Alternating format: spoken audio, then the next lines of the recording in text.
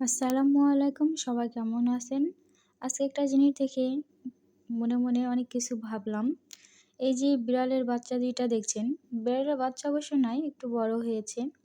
এরা কিভাবে খাবার খুঁজছে, এরকম হচ্ছে কিছু মানুষ সমাজে আছে, যারা খুব অনাহারে, অনাদারে থাকে, খেতে পায় না। তারপরেও যারা আ আ অবস্থায় একটু ভালো আছে, তারা হয়তোবা দেখেও না দেখার মতো থাকে।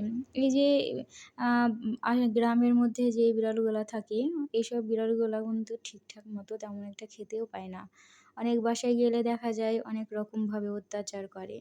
এরা খাবারের জন্য পেটের পেটের মানে ভরানোর জন্য এখানে সেখানে ঘুরে আ খাবার খুঁজে খায়। তো এরকম মানুষের বাসায় গিয়েও অনেক সময় খাবার পায় না বা দেয় না। অনেক রকম কথা, গালিগালাজ, বকাঝকা শুনতে হয়। এটাই হলো আমাদের সমাজ। সবাই ভালো থাকবেন। আবার কথা হবে।